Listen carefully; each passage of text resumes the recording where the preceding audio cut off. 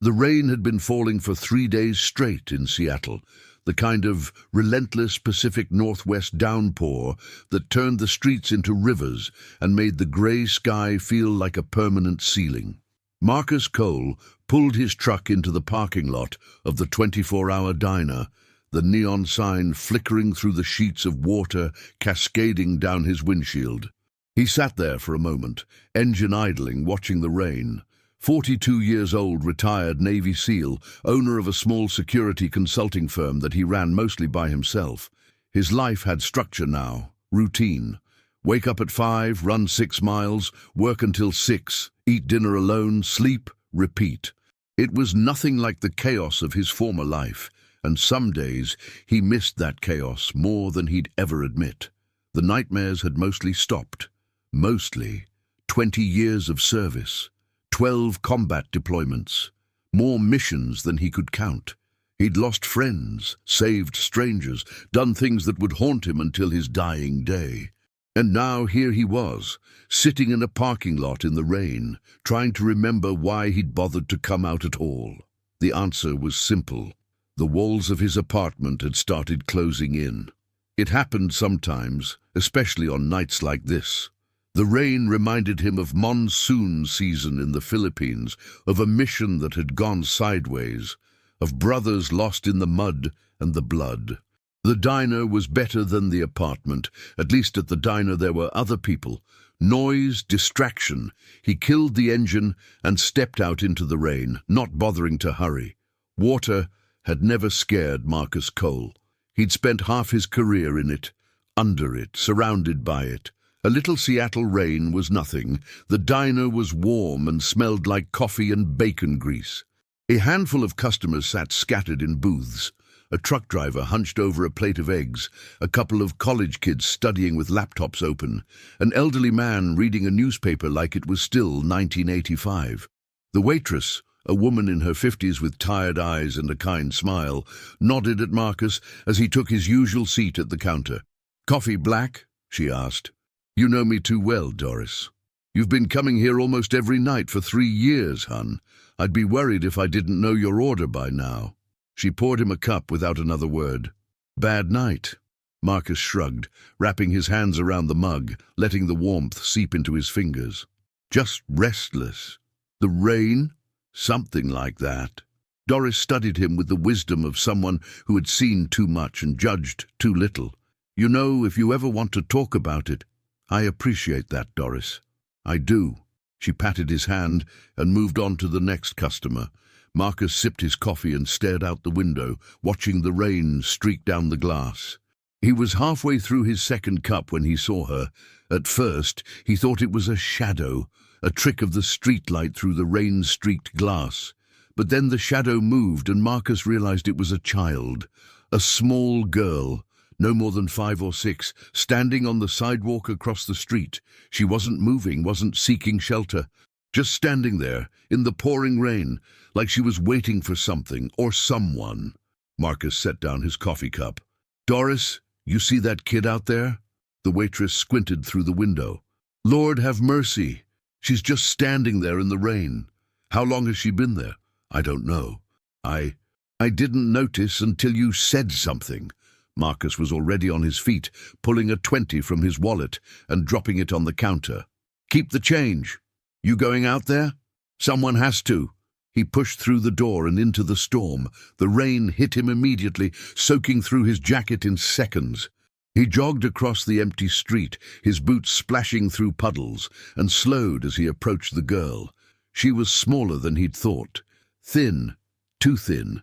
Her clothes, a faded pink t-shirt and jeans that were too big for her, plastered to her small frame. Her dark hair hung in wet ropes around her face, and she was shivering so hard he could see it from 10 feet away. But what stopped him cold were her eyes, big, dark, and completely empty. No fear, no hope, nothing. Marcus had seen eyes like that before. In Afghanistan, in the faces of children who had seen too much. In the mirror sometimes, in the months after he came home. "Hey there," he said, keeping his voice soft, the way he'd learned to speak to frightened civilians in war zones. "You okay?" The girl didn't answer, didn't even acknowledge that he'd spoken. Marcus took a slow step closer, hands visible at his sides. "My name's Marcus. I'm not going to hurt you. Are you lost? Where are your parents?"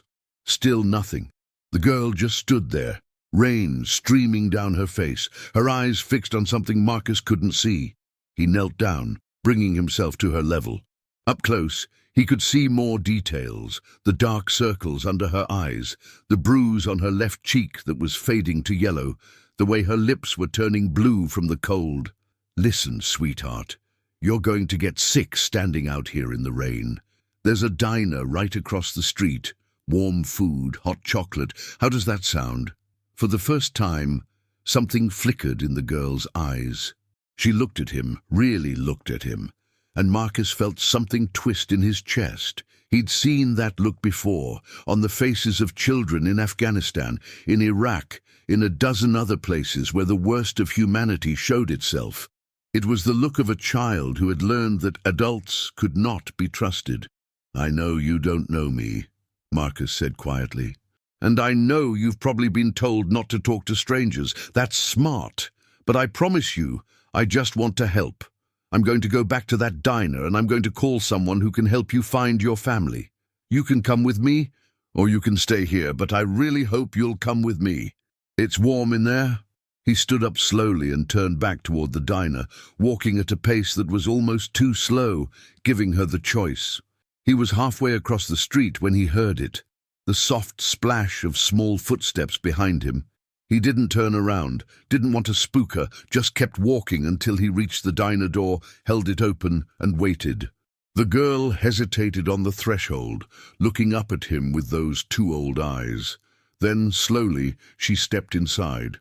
Doris took one look at the dripping child and sprang into action. Within minutes, she'd produced a stack of clean towels, a dry sweatshirt that hung to the girl's knees, and a steaming cup of hot chocolate with extra whipped cream. "Poor thing," Doris murmured, wrapping a towel around the girl's shoulders. "You're frozen half to death. Here, drink this. It'll warm you up." The girl took the mug with trembling hands, but she didn't drink, just held it, staring at the whipped cream like she'd never seen anything like it. "It's okay," Marcus said, sliding into the booth across from her. "It's for you. You can drink it." Slowly, cautiously, the girl raised the mug to her lips and took a small sip. Her eyes widened slightly, and for a split second, she almost looked like a normal child enjoying a treat. Then the mask slid back into place. Marcus waited, giving her time, not pushing. He'd learned patience in the military the hard way. Some things couldn't be rushed. Doris brought over a plate of fries without being asked, setting them down in front of the girl with a gentle smile. "Just in case you're hungry, sweetheart. Kitchen's about to close, but I can make you anything you want. Burger, grilled cheese. We've got pie too, apple and cherry." The girl's eyes flickered to the fries, and Marcus caught the flash of hunger before she looked away. She was starving, he realized. Probably hadn't eaten a real meal in days. "Go ahead," he encouraged. "They're for you." Slowly, tentatively, the girl reached out and took a single fry. She bit into it carefully, as if testing for poison, and then something in her face relaxed. She took another, then another, eating with the focused desperation of someone who had learned that food could disappear at any moment. Marcus felt a cold fury building in his chest, but he kept his expression neutral. Whoever had done this to her, starved her, hurt her, abandoned her in the rain, would answer for it. But right now his job was to make her feel safe. "Can you tell me your name?" he asked after a while.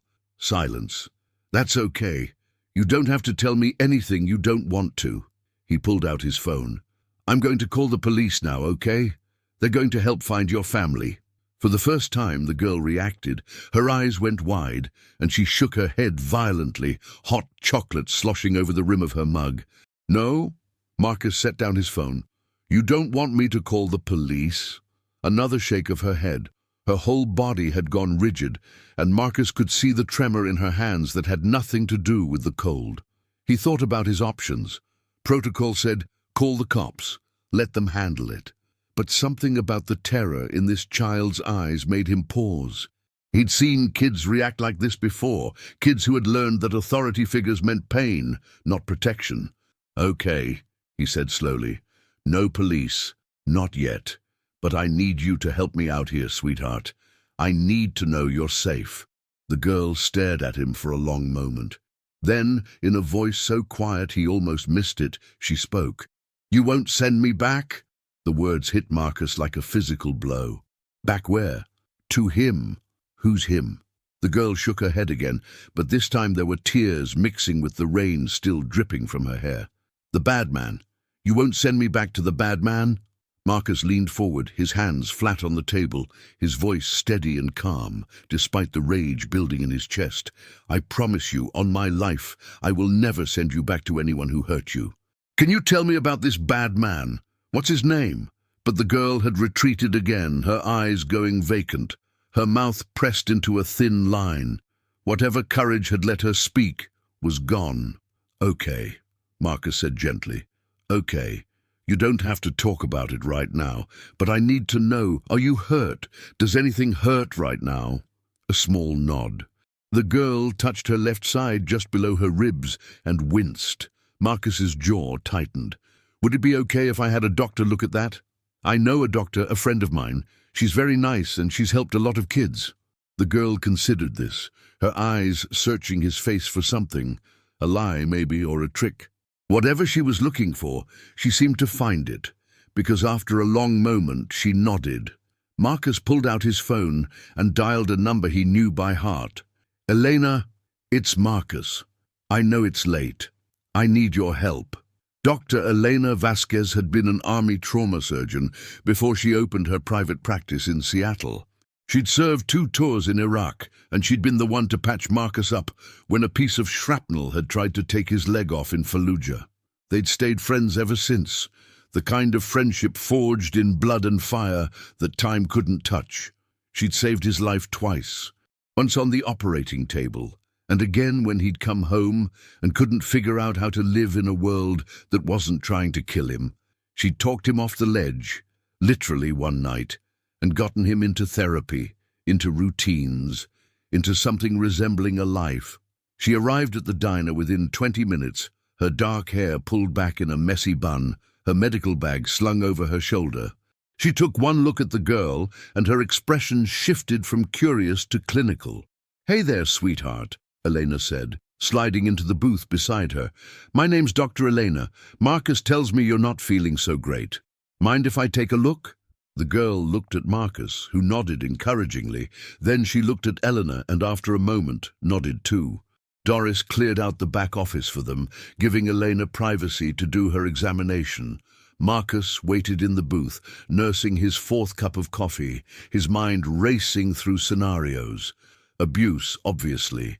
The bruise, the terror at the mention of police, the reluctance to speak. Someone had hurt this child badly and repeatedly.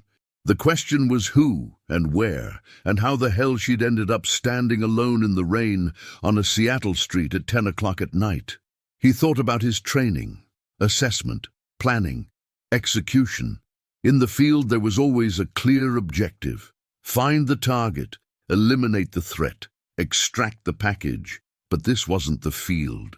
This was civilian life, with its rules and protocols and bureaucracies, and at the center of it was a little girl who had nowhere to go.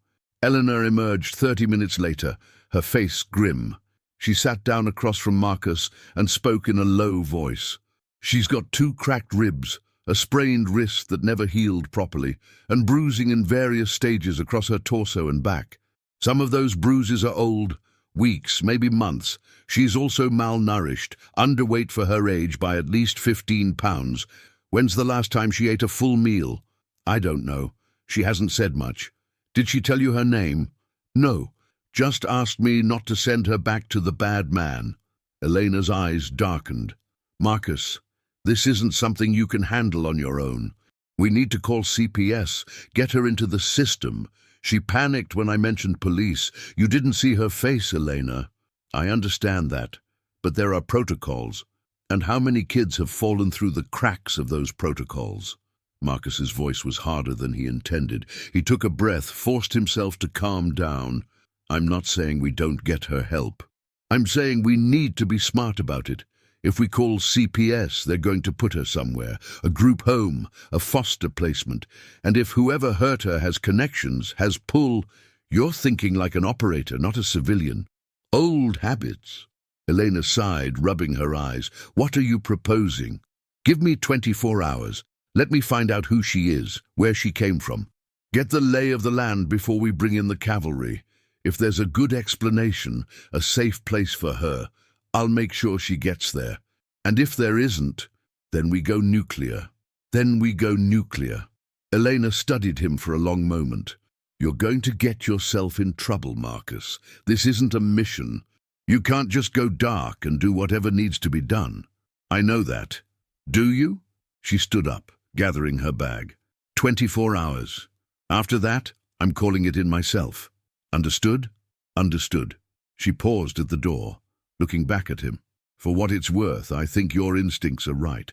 That little girl is running from something or someone, and whatever it is, it's bad. I know. I can see it in her eyes. The same eyes you had when you came home. Marcus didn't respond. Eleanor nodded once and disappeared into the rain. After Elena left, Marcus returned to the girl. She was still in the booth, but she'd finished her hot chocolate and was now working on a plate of pancakes Doris had brought her. She ate mechanically, joylessly, like someone who had learned to take food when it was available because it might not be there tomorrow. Marcus recognized that too. He'd eaten the same way, in the early days of Bud's training, when every calorie counted, and you never knew when the next meal would come. You like pancakes? Marcus asked, sliding into the seat across from her. A small nod. They're pretty good here. Doris makes them fresh. The girl looked up at him, her fork pausing halfway to her mouth. Are you a soldier? The question surprised him. I was. Not anymore. How did you know? You stand like one. My daddy stood like that. Past tense. Marcus filed that away. Is your daddy the bad man? A quick, fierce shake of her head. No. Daddy was good. Daddy loved me. What happened to him? The girl's eyes filled with tears, but she didn't cry. Marcus got the feeling she'd learned a long time ago that crying didn't help. He went away, to the war. And then men came to our house and told Mommy that Daddy wasn't coming back. Mommy cried for a long time. She cried, and then she stopped crying and started sleeping a lot. And then she went away too. Where did she go? I don't know. She just wasn't there anymore. And then Uncle Frank came. Uncle Frank is the bad man? A nod, so small it was almost imperceptible. Who is Uncle Frank? Can you tell me his name? The girl looked down at her pancakes, her small hands gripping the fork so tightly her knuckles went white. When she spoke, her voice was barely a whisper. Frank Delgado. He's Mommy's brother. Mommy said I had to stay with Uncle Frank because she couldn't take care of me anymore. She said she was going to come back for me. But she didn't come back. And Uncle Frank... She trailed off, her whole body trembling. It's okay. You don't have to tell me any more right now. He hurt me, the girl whispered. He hurt me, and he said if I told anyone, he'd hurt me worse. He said nobody would believe me anyway, because I'm just a kid and he's a grown-up. He said the police were his friends and they'd take me away and put me somewhere worse. Marcus felt something cold and dangerous settle in his chest, a feeling he recognized from the battlefield, the controlled, focused rage that came before action. I believe you, he said quietly, every word, and I'm going to make sure he never hurts you again. The girl looked up at him, and for the first time, something like hope flickered in her eyes. Promise? I promise. Seals don't break promises. But I need you to help me. I need to know your name and where Uncle Frank lives. Can you tell me that? She hesitated, fear and hope warring in her expression. Then, in a voice that was barely audible, she said, My name is Lily Martinez, and Uncle Frank lives in the yellow house on Maple Street, number 414. Marcus reached across the table and gently squeezed her small hand. Thank you, Lily. You're very brave. Daddy said I was brave too. He said I was his little warrior. Your daddy was right. What was his name? David. Sergeant David Martinez. She said it with pride, the kind that came from repetition, from being told over and over that your father was a hero. Marcus's blood ran cold. He knew that name. Lily, what branch was your daddy in? The army. He was a ranger. Marcus closed his eyes for a moment, memories flooding back. A joint operation in Afghanistan 3 years ago, a convoy ambush.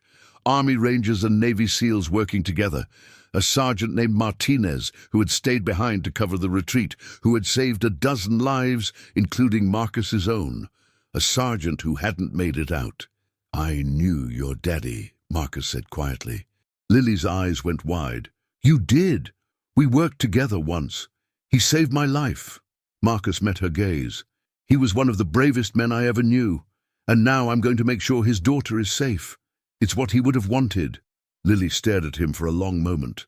Then she burst into tears, real tears, the kind she'd been holding back for God knows how long. Marcus slid out of his seat and around to her side of the booth, and without thinking, he put his arm around her. She collapsed against him, sobbing into his chest, her small body shaking with the force of her grief. I miss him, she cried. I miss him so much. I know you do, sweetheart. I know. He held her while she cried, this tiny girl who had lost everything and still found the courage to run. He thought about Sergeant Martinez, about the sacrifice he'd made, about the daughter he'd left behind, and he made a silent vow that he would not let that sacrifice be in vain. The next few hours were a blur of activity. Marcus called in every favor he was owed, activated every contact from his years in the service and his subsequent work in private security. He reached out to old teammates, to intelligence contacts, to the network of veterans who looked out for each other, even after the uniform came off. By dawn, he had a picture of the situation. Lily's father, Sergeant First Class David Martinez, had been killed in action in Afghanistan 3 years ago, during the same operation where he'd saved Marcus's life. Marcus remembered that day with painful clarity, the ambush, the chaos, the moment when Martinez had pushed him out of the line of fire and taken the bullet meant for him. He died in Marcus's arms, his last words a plea to tell his family he loved them. Marcus had tried to find them afterward, had written letters to the address on file, but they'd been returned unopened. He'd been deployed again within weeks, and then again, and the guilt of that unfulfilled promise had followed him across continents and through countless missions. Now 3 years later, fate had brought Martinez's daughter to him. It felt like more than coincidence. It felt like a second chance. Her mother, Maria, had struggled with grief and prescription drug addiction in the aftermath of her husband's death. She'd lost her job at a local hospital, then her house, then custody of Lily. The court records showed a gradual descent, missed hearings, failed drug tests, periods of hospitalization. The last known address for Maria was a homeless shelter in Portland, but she'd checked out 6 months ago and hadn't been seen since. Lily had been placed with her mother's brother, Frank Delgado, a man with no criminal record and a respectable job as a middle manager at a local manufacturing company. On paper, he looked like the perfect guardian: stable employment, decent income, no history of violence or substance abuse. But Marcus knew how to dig deeper than background checks and public records. A few calls to contacts in local law enforcement revealed that Delgado had been on the radar for suspected abuse, but nothing had ever stuck. Witnesses recanted. Reports disappeared. Someone, somewhere, was protecting him. One of Marcus's contacts, a detective named Rodriguez, who owed him a favor from a security consultation gone right, gave him the details over the phone. Delgado's got a cousin in the department, Rodriguez said, his voice low. Sergeant in internal affairs. Every time a complaint comes in, it gets handled. You know how it is. I know exactly how it is. Look, Cole, I'm telling you this because I trust you. But if you go after this guy, you need to be careful. His cousin's got juice. Make the wrong move, and you could end up on the wrong side of things. I appreciate the warning. That's not a warning. That's me telling you to be smart. Whatever you're planning, make sure you've got your ducks in a row first. Marcus thanked him and hung up, his mind already working through scenarios. He'd taken down warlords and terrorists, navigated political minefields in a dozen countries. A corrupt cop and his child-abusing cousin weren't going to stop him. "He's connected," Marcus said to Elena over the phone, his voice tight with controlled fury. "Someone's making his problems go away. What are you going to do?" Marcus looked across the diner, where Lily had fallen asleep in the booth, wrapped in Doris's spare blanket. In sleep, she looked even younger, more vulnerable. The bruise on her cheek was turning purple now. "Whatever I have to." "Marcus, be careful. You can't just—" "I know what I can and can't do, Elena. But I'm not going to let this bastard get away with what he did to her." There was a long pause on the other end of the line. "What do you need from me?" "Keep documenting her injuries, get everything on record, and be ready to call CPS the moment I give you the word. And if this goes sideways, then I'll deal with the consequences, but Lily won't. She's been through enough." Frank Delgado's yellow house on Maple Street was exactly the kind of place that made neighbors feel comfortable. Neat lawn, flower boxes in the windows, an American flag hanging by the front door. The perfect suburban facade hiding the monster inside. Marcus parked his truck down the block and observed. It was 7 in the morning now, and lights were on inside the house. A shadow moved past a window. Delgado was home, probably wondering where his punching bag had gone. Under normal circumstances, Marcus would have called the police, let the system handle it. But the system had already failed Lily. The system had put her in that house, had ignored the warning signs, had allowed a little girl to be beaten and starved until she finally gathered the courage to run. The system didn't get a second chance. Marcus wasn't going to do anything illegal. He told himself that as he walked up the path to the front door. He was just going to have a conversation. A friendly chat between two concerned citizens. He knocked. The door opened to reveal a man in his 40s, heavy-set but not soft, with the kind of face that smiled easily and meant none of it. He was wearing a bathrobe over pajamas, a coffee mug in his hand, the picture of suburban normalcy. But Marcus had spent 20 years reading people, identifying threats, separating the predators from the prey, and everything about Frank Delgado screamed predator. "Can I help you?" Delgado's voice was friendly, but his eyes were calculating, already assessing the stranger on his doorstep. "Frank Delgado? That's me. What's this about?" "Your niece, Lily." Something flickered in Delgado's eyes. Fear, quickly masked by annoyance. "What about her? Is she causing trouble? I've been looking for her all night. Little brat took off without—" "She didn't take off. She escaped." Marcus stepped closer, his voice dropping. "I found her standing in the rain, alone, terrified. She told me some interesting things about you, Frank." Delgado's friendly demeanor slipped, replaced by something harder, uglier. "I don't know what she told you, but kids make things up. She's got issues, behavioral problems. That's why her mother couldn't handle her. The kid's been trouble since day one. She's got 2 cracked ribs and bruises all over her body. Did she make those up too? She's clumsy, falls down a lot. The kid's got problems, like I said." Delgado tried to close the door, but Marcus's hand shot out, holding it open with minimal effort. "Here's what's going to happen, Frank. You're going to sign whatever paperwork needs to be signed to terminate your guardianship of Lily. You're going to do it quietly and quickly, and you're never going to go near her again." Delgado's face twisted into an ugly sneer. "Or what? You going to threaten me? I've got lawyers, buddy, friends in the department. You can't touch me." "Maybe not legally, but you know what I can do?" Marcus leaned in close, his voice dropping to a whisper. "I can make sure that everyone in this nice little neighborhood knows exactly what kind of man lives in this nice little house. I can make sure your boss knows, your co-workers, your friends, your church, if you go to one. I can make sure that everywhere you go, people look at you and see what you really are." Delgado's face went pale. "You're bluffing." "Try me." Marcus pulled out his phone, showed him the screen. "I've got contacts at every major news outlet in the city. One phone call, and your life becomes very, very public. Every dirty little secret, every bruise you put on that little girl's body. I've also got contacts in the veteran community. You know what happens to child abusers in that circle? People talk. Word gets around. You won't be able to get a job, rent an apartment, or show your face in public without someone knowing what you did. You can't prove anything. I don't have to prove anything. I just have to make enough noise that people start asking questions. How long do you think your friends in the department will protect you when the spotlight gets too bright? How long until they decide you're more trouble than you're worth? Delgado was sweating now. What do you want?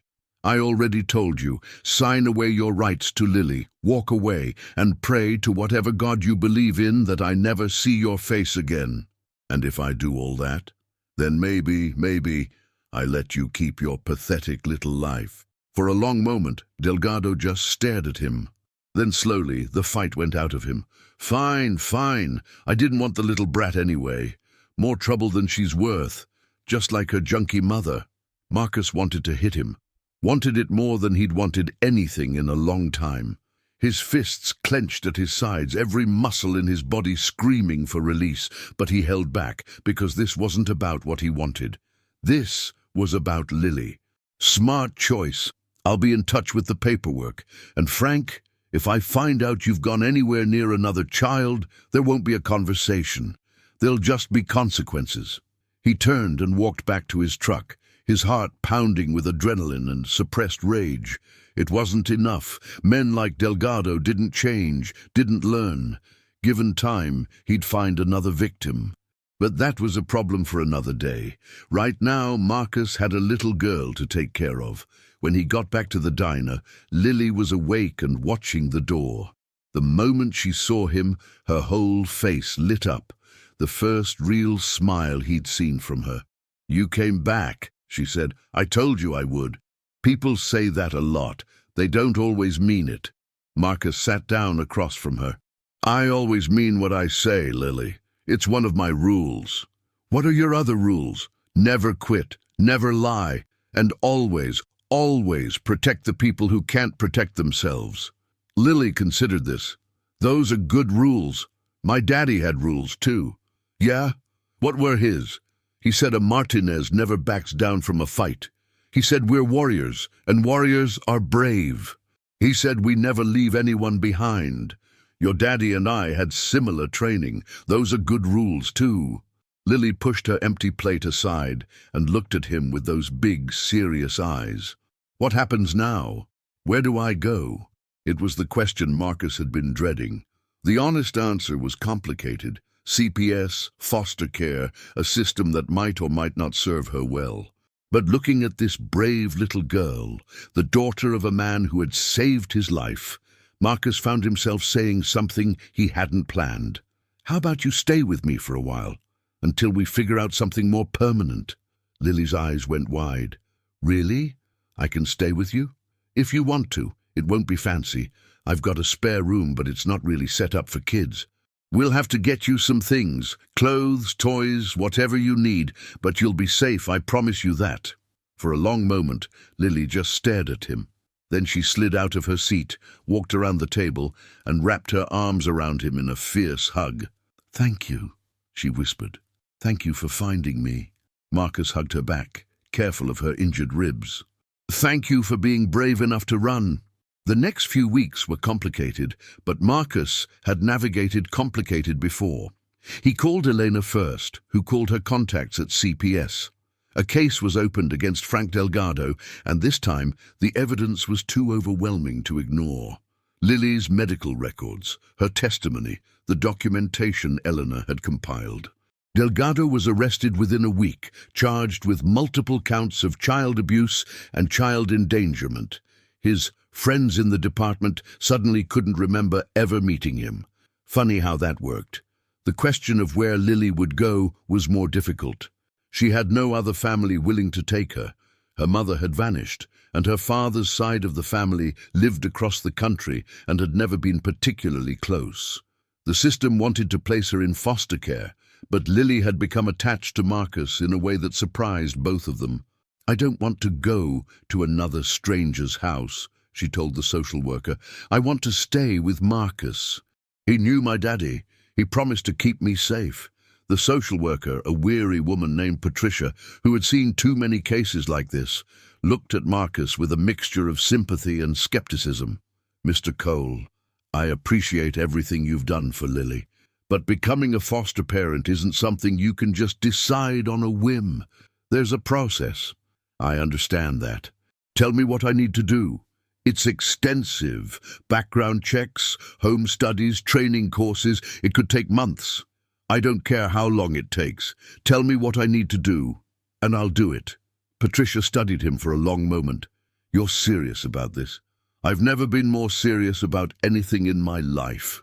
Patricia sighed, shuffling through her papers. "Look, I've been doing this job for 20 years. I've seen a lot of well-meaning people burn out when they realize how hard foster parenting actually is. The trauma these kids carry, the behaviors that come with it, it's not something you can train for, not really." "I spent 20 years dealing with trauma," Marcus said quietly. "My own and other people's. I know it's not going to be easy. But I also know that Lily deserves someone who's willing to do the hard work. Her father gave his life for this country. The least I can do is make sure his daughter has a chance." Patricia looked at him for a long moment, something softening in her expression. "You knew Sergeant Martinez. He saved my life. I owe him everything. Then let's see what we can do." It took 4 months. 4 months of paperwork and interviews and inspections. 4 months of parenting classes and psychological evaluations. 4 months of navigating a bureaucracy that seemed designed to discourage anyone from trying to help. During that time, Lily stayed in a temporary foster placement, a kind older couple named the Hendersons who had been fostering children for 20 years. They were good people, and they treated Lily well, but every time Marcus came to visit, she asked the same question. "When can I come home with you?" "Soon, Lily. I promise. Soon." And he visited often, at least 3 times a week, sometimes more. They'd go to the park, or the library, or just sit and talk. He learned about her favorite books, anything with horses, her favorite foods, spaghetti with extra cheese, and her dreams for the future. She wanted to be a veterinarian, or maybe an astronaut. She learned about him too, his years in the Navy, his missions around the world, the parts he could tell her about, his life since retirement. She asked about her father, and Marcus told her every story he could remember, every moment of bravery and kindness he had witnessed. "Did Daddy talk about me?" Lily asked one afternoon, as they sat on a bench at the park watching the ducks. "All the time," Marcus said. "He showed everyone your picture, talked about how smart you were, how brave. He said you were the best thing that ever happened to him." Lily was quiet for a moment. "I don't remember his voice anymore. I tried to, but it's getting harder." "That's normal, sweetheart. It doesn't mean you've forgotten him." "Will I forget him?" "Someday." Marcus put his arm around her. "You'll never forget him. He's part of you, Lily, in your blood, in your heart. Every time you're brave, every time you stand up for what's right, that's him, living on through you." Lily leaned against him, her small body warm against his side. "I'm glad you found me, Marcus." "Me too, kiddo. Me too." And finally, on a clear spring day, 4 months after he'd found a little girl standing in the rain, Marcus signed the last piece of paperwork that made him Lily Martinez's official foster father. He picked her up from the Hendersons' house, her few belongings packed in a single suitcase.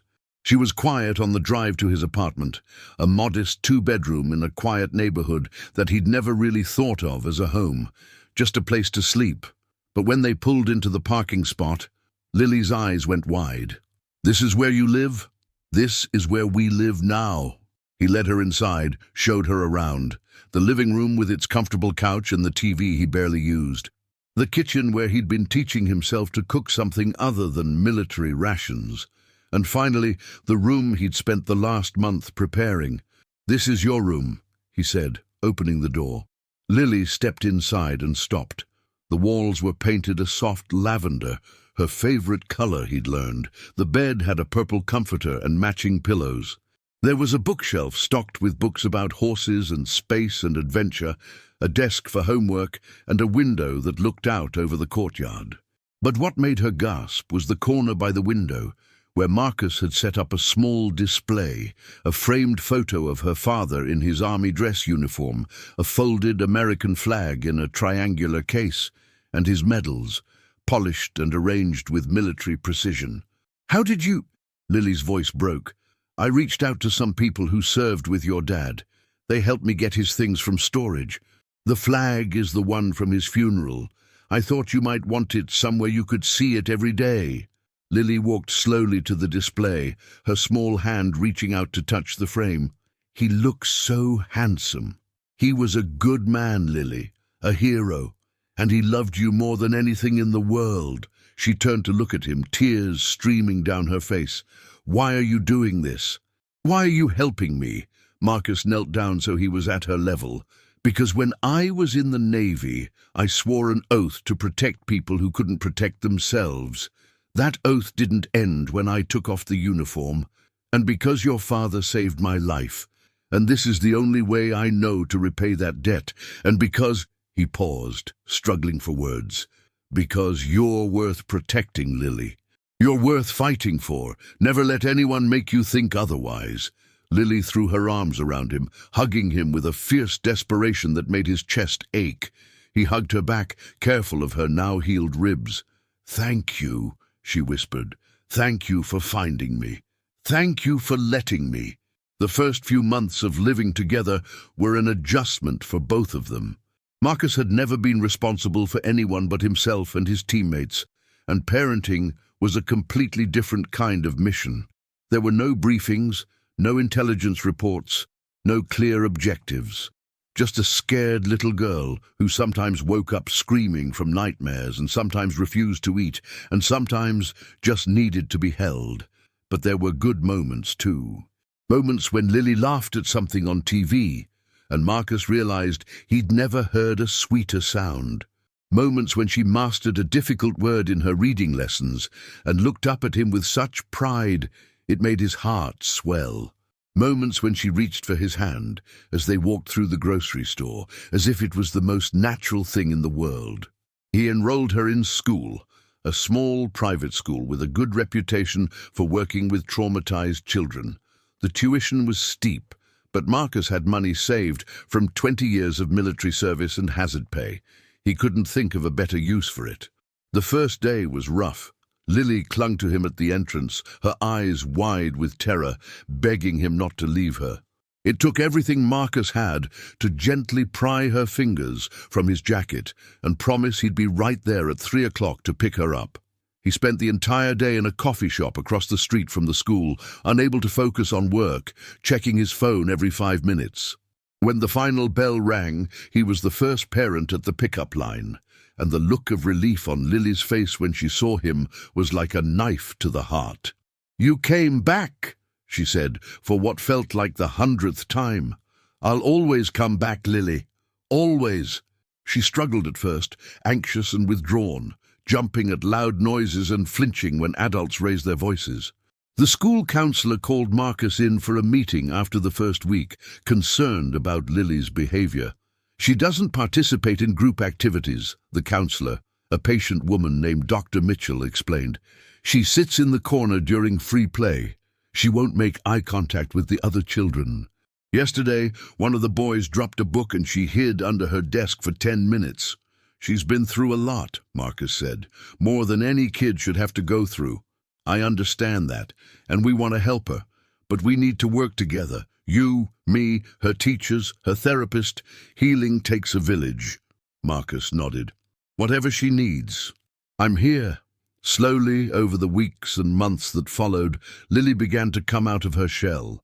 She made a friend, a quiet boy named Oliver who shared her love of books and didn't mind that she rarely spoke. They'd sit together at lunch, reading side by side, occasionally trading books or snacks without a word.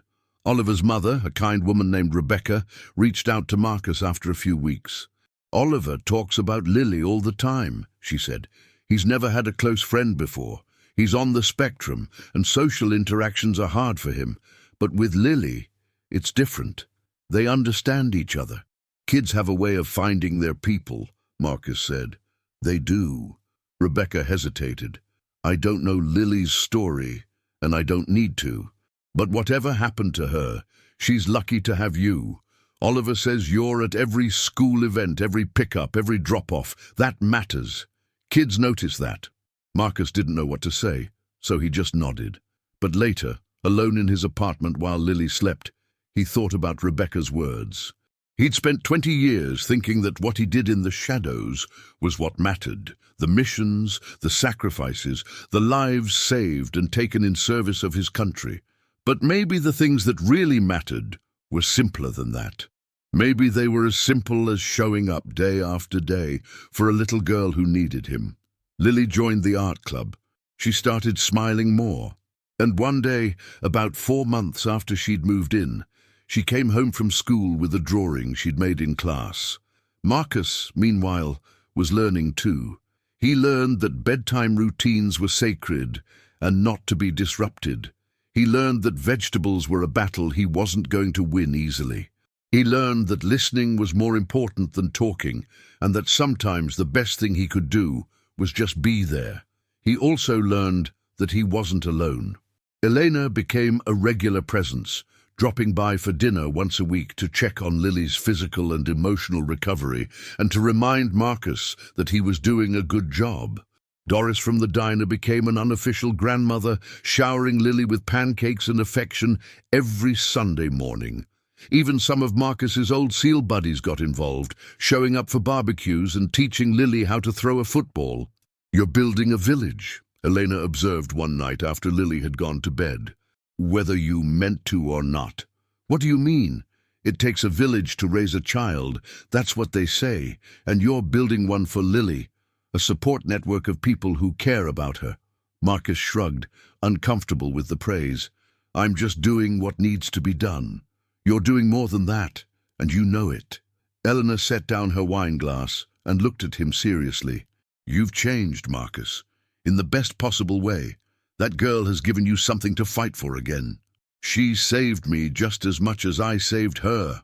I know. That's what family does. Family. The word hung in the air between them. Marcus had never thought of himself as family material. He'd always assumed he'd die in some godforsaken corner of the world, another anonymous casualty of America's endless wars. He'd never planned for a future, never imagined a life beyond the next mission. But now, for the first time, he could see it. A future, a life, a family. And at the center of it all was a little girl who had taught him what it really meant to be brave.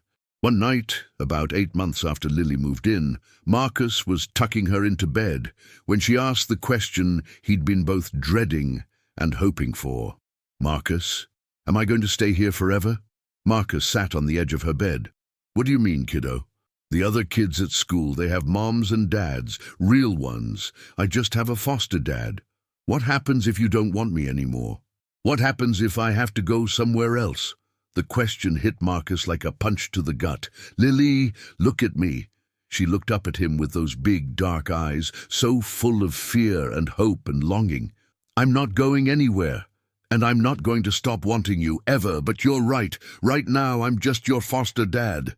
And I've been thinking that maybe it's time we changed that. What do you mean? I mean, I want to adopt you, Lily. Officially, legally, permanently.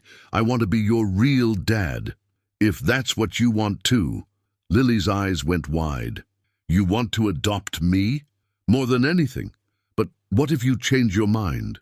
What if you decide I'm too much trouble? That's never going to happen. Marcus took her hands in his. I know I'm not perfect. I know I'm still learning how to do this dad thing. But I love you, Lily. I love you like you were my own daughter from the very beginning. And nothing is ever going to change that. Lily stared at him for a long moment. Then she threw herself into his arms, nearly knocking him off the bed. Yes, she said, her voice muffled against his chest. Yes, I want you to be my real dad. I want that more than anything. Marcus held her tight, his eyes burning with tears he refused to shed. Then that's what we'll do, you and me, kid, forever. To infinity and beyond. He laughed, recognizing the movie reference. To infinity and beyond. The adoption process took another 6 months. There were more forms to fill out, more interviews to conduct, more hoops to jump through. But this time, Marcus didn't mind the wait. He knew it would be worth it. During those months, Marcus and Lily settled into a rhythm. Mornings started early. Marcus couldn't shake the military habit with a run around the neighborhood.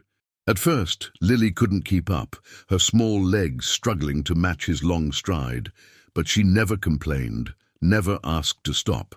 She just kept going, determined to prove she could do it. "You've got your father's stubbornness," Marcus told her one morning, after she'd finished a full mile without stopping for the first time. "Is that a good thing?" she asked, bent over with her hands on her knees, gasping for breath. "The best thing. It's what makes warriors." After their run, they'd have breakfast together, usually something simple, because Marcus was still learning to cook. Scrambled eggs, toast, orange juice. Sometimes Lily would help, standing on a step stool to reach the counter, her small hands carefully cracking eggs into a bowl. "You're getting better at this," she observed one morning, inspecting her eggs for shell fragments.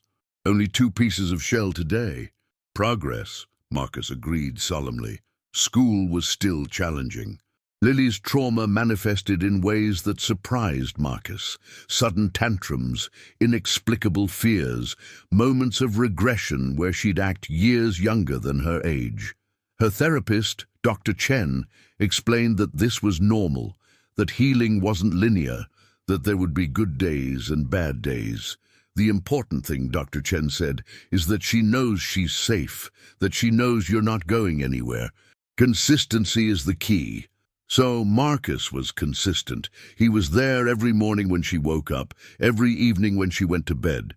He showed up at every school event, every parent-teacher conference, every soccer game. Lily had joined the team, though she spent most of her time on the bench. He was present in a way he'd never been present for anything in his life. "You're different now," Elena observed one night after Lily had gone to bed. They were sitting on the back porch watching the stars. "Calmer, more grounded." "I have something to be grounded for." "It's more than that. You've found your purpose again." Marcus considered this. In the SEALs, his purpose had been clear: complete the mission, protect his teammates, serve his country. After retirement, that purpose had evaporated, leaving him adrift. He'd started the security consulting business more out of inertia than passion, a way to fill the hours and pay the bills. But Lily had changed everything. She'd given him a reason to wake up in the morning, a reason to be better than he was. She taught him that the most important missions weren't the ones with guns and glory. They were the quiet ones, the daily ones, the ones that required patience and love instead of firepower. "She saved me, you know," Marcus said quietly, "as much as I saved her." "I know," Elena said. "I can see it." There were setbacks, of course. Moments when Lily's past caught up with her, when the trauma surfaced in unexpected ways. One night, about 5 months after she'd moved in, Marcus woke to the sound of screaming. He was out of bed and down the hall in seconds, his body moving on autopilot, every instinct honed by years of combat. He found Lily huddled in the corner of her room, her eyes wide and unseeing, her arms wrapped around her knees. She was rocking back and forth, making a keening sound that broke his heart. "Lily!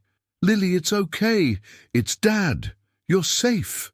She didn't respond, didn't seem to hear him at all. She was somewhere else, somewhere he couldn't follow. Marcus sat down on the floor a few feet away from her, giving her space. He kept his voice low and steady, the way he'd been trained to talk to trauma victims. "You're in your room, Lily. In our apartment. It's nighttime, and you had a bad dream. I'm right here. I'm not going anywhere." Slowly, gradually, the rocking slowed. Lily's eyes began to focus, to see him instead of whatever nightmare she'd been trapped in. "Dad? I'm here, kiddo. I'm right here." She launched herself into his arms, sobbing. "I was back there, at Uncle Frank's house. He was so angry, and I couldn't get away, and—" "Shh, it's okay. He can't hurt you anymore. He's in prison, remember? He can't get to you. But in my dream. Dreams aren't real. This is real." He took her hand and pressed it to his chest, letting her feel his heartbeat. Feel that? That's real. I'm real, and I'm never going to let anyone hurt you again. They sat like that for a long time, Lily's sobs slowly subsiding into hiccups and then into silence. Eventually she fell asleep in his arms, her small body relaxed and trusting. Marcus carried her back to bed and tucked her in, then sat in the chair by her window, watching over her until dawn. The next morning, over breakfast, Lily was quiet. "I'm sorry," she said finally, pushing her eggs around her plate, "about last night. You don't have anything to be sorry for, but I woke you up. And you had to sit with me for hours. Lily, look at me." He waited until she met his eyes. "There is nothing more important to me than making sure you feel safe. If you need me at 3 in the morning, I'll be there. If you need me at noon, I'll be there. That's what dads do." Her lower lip trembled. "Even when I'm being stupid." "You're not being stupid. You're healing. And healing takes time." He reached across the table and squeezed her hand. "We're in this together, remember? Team Cole." A small smile crossed her face. "Team Cole." "That's right. And Team Cole doesn't give up. Never. Never." The nightmares didn't stop completely, but they became less frequent over time. Dr. Chen taught Lily techniques for managing her anxiety. Deep breathing, grounding exercises, a special journal where she could write down her feelings. Marcus learned the techniques too, so he could help her practice. "You're a good father," Dr. Chen told him after one session. "A lot of parents struggle to engage with their child's therapy. You show up, you participate, you follow through. That makes a huge difference. I'm just doing what needs to be done." "No, you're doing much more than that. You're giving her the safety and stability she needs to heal. That's not easy, especially for someone without any parenting experience." Marcus shrugged, uncomfortable with the praise. "I had good training. 20 years in the SEALs teaches you how to adapt to any situation."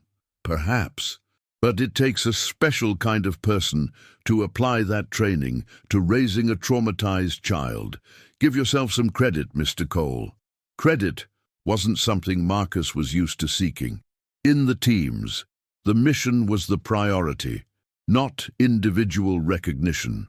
But he was beginning to understand that parenting required a different kind of humility, the willingness to acknowledge both his successes and his failures, to learn from both, to keep growing alongside his daughter. Elena testified to Lily's improved health and emotional well-being. The social workers documented the stable, loving environment Marcus had created. Lily's therapist provided a glowing report on her progress. And Lily herself, now 8 years old and growing more confident every day, told the judge exactly how she felt. "He saved me," she said, looking at Marcus with shining eyes. "He found me when I was lost and scared and alone, and he saved me. He's the best dad in the whole world, and I want to be his daughter forever." The judge, a stern-faced woman who had seen countless custody cases, actually smiled. "Well, I think that settles it." On August 15th, nearly 2 years after Marcus had found a little girl standing in the rain, the adoption was finalized. Lily Martinez officially became Lily Cole. The courtroom was small and unassuming. Nothing like the dramatic scenes from movies and TV shows, just a judge's bench, a few rows of chairs, and a handful of people who had become their family. Elena sat in the front row, dabbing her eyes with a tissue. Doris had closed the diner for the morning to be there, wearing what she called her fancy outfit, a floral dress she usually reserved for church. Even Patricia, the social worker who had once doubted Marcus, was there, smiling broadly. The judge, an older man with kind eyes and a gentle demeanor, looked over the paperwork one final time before addressing the room. "I've reviewed this case extensively," he said. "I've read the reports from social workers, therapists, teachers, and medical professionals. I've seen the documentation of Lily's progress over the past 2 years, and I've spoken with Lily herself, who was very clear about her wishes." He looked at Lily, who was sitting next to Marcus, clutching his hand so tightly her knuckles were white. Lily, do you understand what's happening today? Lily nodded. Yes, sir. Marcus is going to be my dad, my real dad, forever. And that's what you want? More than anything in the whole world. The judge smiled. Well, I can't argue with that. He picked up his gavel. By the power vested in me by the state of Washington, I hereby grant the petition for adoption. Lily Martinez is now, and forevermore, Lily Cole. Congratulations to you both. The gavel came down, and Lily let out a shriek of joy, throwing herself into Marcus's arms. The courtroom erupted in applause and cheers. Elena was openly sobbing. Doris was waving a small American flag she'd produced from somewhere. Even the court clerk was smiling. We did it, Dad, Lily whispered, her face buried in Marcus's chest. We really did it. Yeah, kiddo, Marcus said, his voice rough with emotion. We really did. They celebrated with a party at Doris's diner, a gathering of the people who had become their family. Elena and her wife, a lawyer named Carmen, who had helped navigate the legal complexities of the adoption. Doris and the other regulars, who had watched Lily transform from a terrified waif to a confident, happy child. Oliver and his parents, who had become close friends. The social worker Patricia, who had become an unlikely ally. Even a few of Marcus's old SEAL teammates, who showed up in civilian clothes and told embarrassing stories about their days in the Navy. You prove me wrong, Mr. Cole, Patricia said, pulling Marcus aside while Lily showed off her adoption certificate to Oliver. I've seen a lot of foster placements in my career, more than I can count. Most of them don't work out. The kids end up back in the system, more damaged than before. But this... She gestured at Lily, who was laughing at something Oliver had said, her face bright with joy. This is exactly what the system is supposed to do, give kids like her a chance. She did the hard work, Marcus said. I just showed up. Sometimes showing up is everything. Patricia shook his hand firmly. Don't sell yourself short, Marcus. What you did for that little girl, it matters. It matters more than you know. Later that evening, after everyone had gone home and the diner had returned to its usual quiet rhythm, Marcus sat at the counter with a cup of coffee, watching Lily help Doris wipe down the tables. She was humming to herself, something from a cartoon she liked, her movements easy and relaxed. So different from the terrified, starving child he'd found in the rain 2 years ago. You did good, hun, Doris said, sliding onto the stool beside him. That little girl, she's a different kid. You can see it in her eyes. She did the work. You both did. Doris patted his hand. You know, when you first started coming in here, you had the same look she had, lost, empty, like you were just going through the motions. Marcus looked at her, surprised. I didn't think anyone noticed. I notice everything. Comes with the job. She smiled. You're different now, too. She saved you just as much as you saved her. Elena said the same thing. Smart woman, that doctor friend of yours. That night, after the party was over and the dishes were cleaned and Lily was tucked into bed, Marcus sat in his living room and looked around at the home they'd built together, the photos on the walls, Lily's first day of school, her birthday party, the two of them at the beach. The art project stuck to the refrigerator with magnets, the small shoes by the door, the book of fairy tales on the coffee table, dog-eared from repeated readings. This was his life now. Not missions and operations and life-or-death decisions. Just this. A little girl who needed him, a home that was finally a home, a purpose that filled the empty spaces the military had left behind. His phone buzzed with a text from Elena. Proud of you. He smiled and typed back, couldn't have done it without you. He was about to turn off the lights when he heard footsteps on the stairs. A moment later, Lily appeared in the doorway, clutching her stuffed horse, a gift from Marcus for her 8th birthday. Can't sleep? He asked. She shook her head and padded over to the couch, curling up beside him. Marcus wrapped an arm around her, and she leaned into him with a contented sigh. Dad? His heart still skipped every time she called him that. Yeah, kiddo. What was it like, being a Navy SEAL? It was the first time she'd asked about his service so directly. He'd told her bits and pieces, age-appropriate stories about teamwork and travel, but never the whole truth, never the darkness. It was hard, he said honestly, really hard, but it was also important. I was part of a team and we protected people who couldn't protect themselves. Like you protected me. Something like that, yeah. Lily was quiet for a moment, thinking. Were you ever scared? All the time. But being brave doesn't mean you're never scared. It means you do the right thing even when you are scared. That's what you told me when you first found me. You remember that? I remember everything about that night. She looked up at him, her dark eyes serious. I was so scared and so cold, and I didn't know what was going to happen to me. And then you came, and you looked at me, and you talked to me, and I just knew, that you were going to help me. I don't know how I knew, I just did. Marcus felt his throat tighten. I'm glad you trusted me. Me too. She snuggled closer. Dad, can I tell you something? Anything. The night I ran away before I met you, I wanted to give up. I was so tired and so scared, and I didn't think anyone would help me.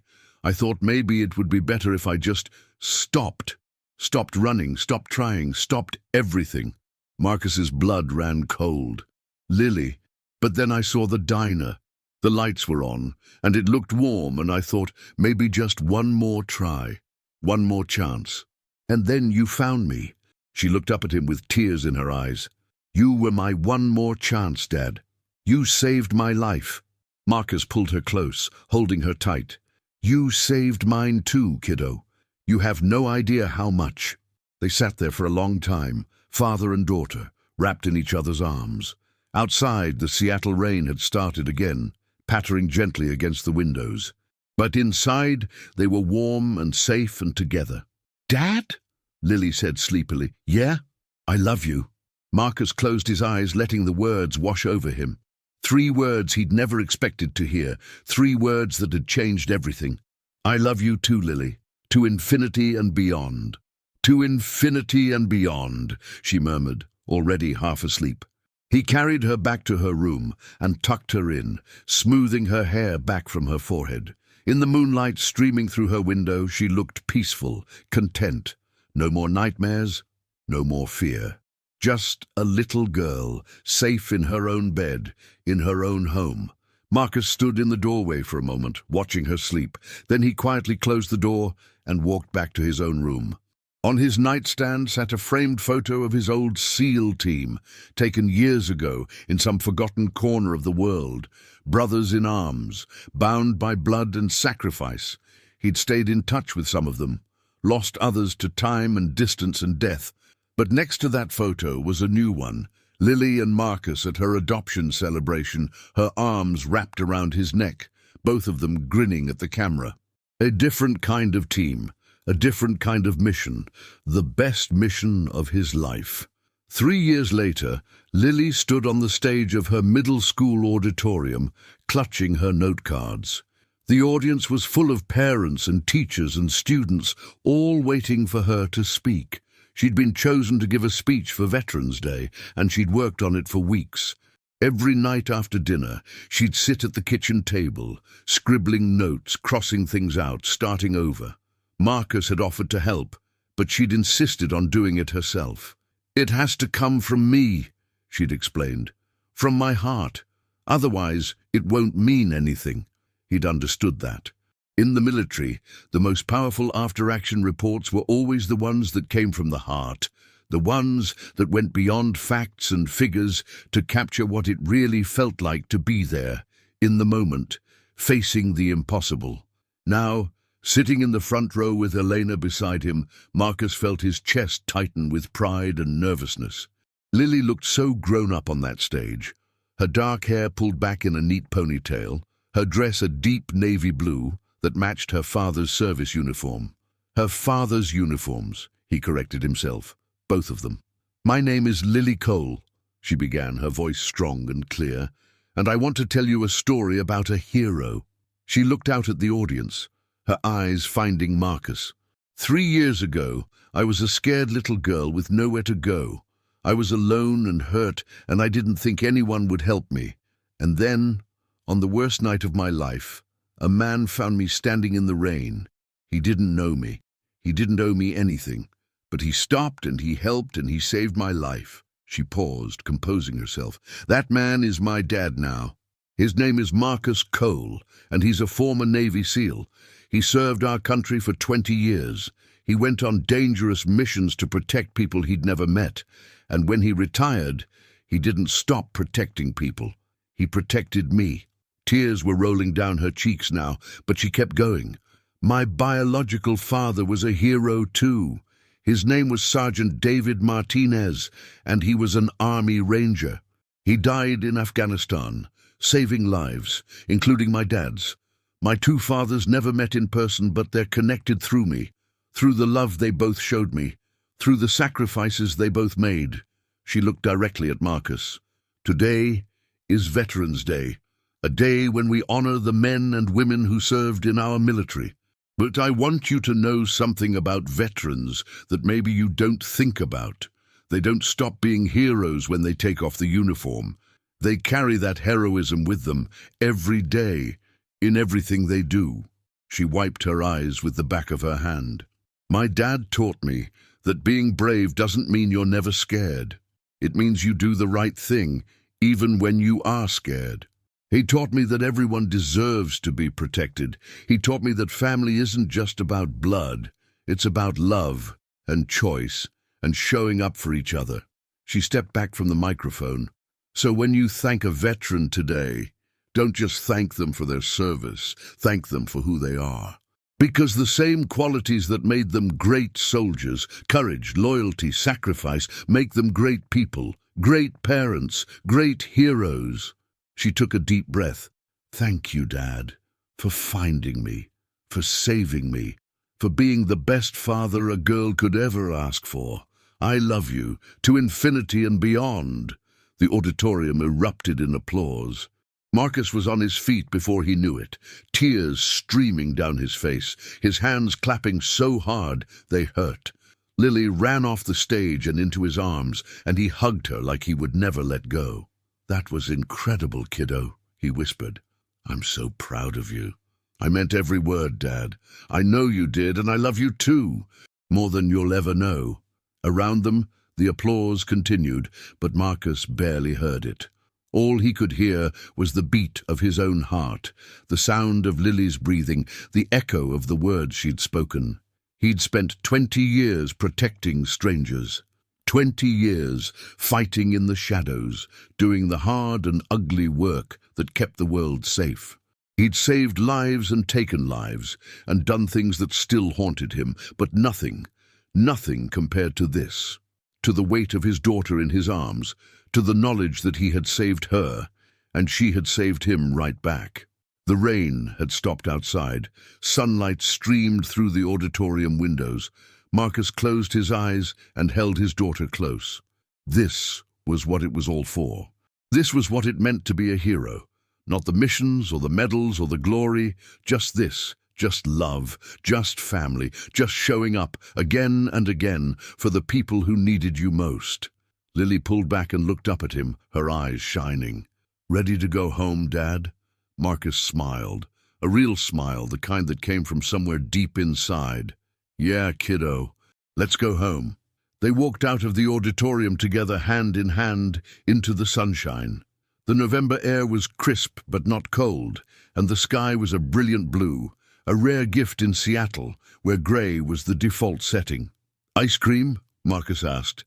Lily grinned. It's November. And ice cream is a summer food. There's no wrong time for ice cream. That's a rule.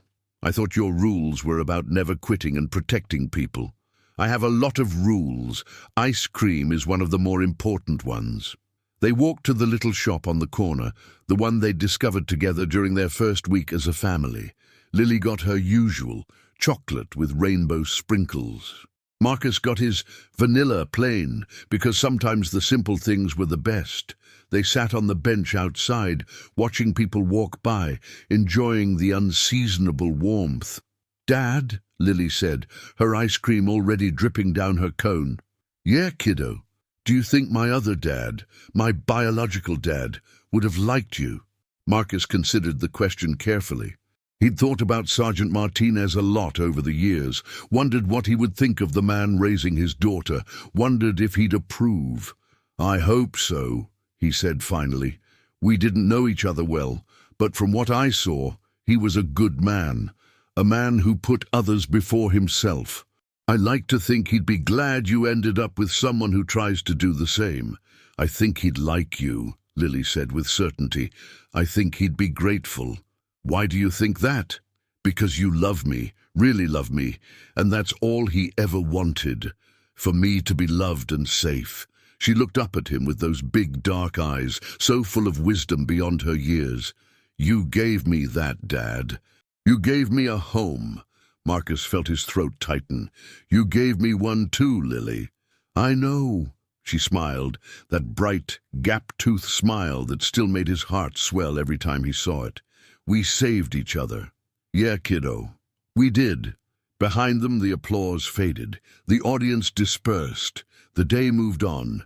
But for Marcus and Lily Cole, the story was just beginning. A story of second chances and unexpected grace. A story of a broken man and a lost girl who found each other on the worst night of their lives. A story of love that defied all odds, that healed all wounds, that proved once and for all that family wasn't about blood. It was about showing up. It was about never giving up. It was about finding the courage to try one more time. Even when everything seemed hopeless, Marcus had spent his whole life looking for a mission worthy of everything he had to give. He'd finally found it, and her name was Lily.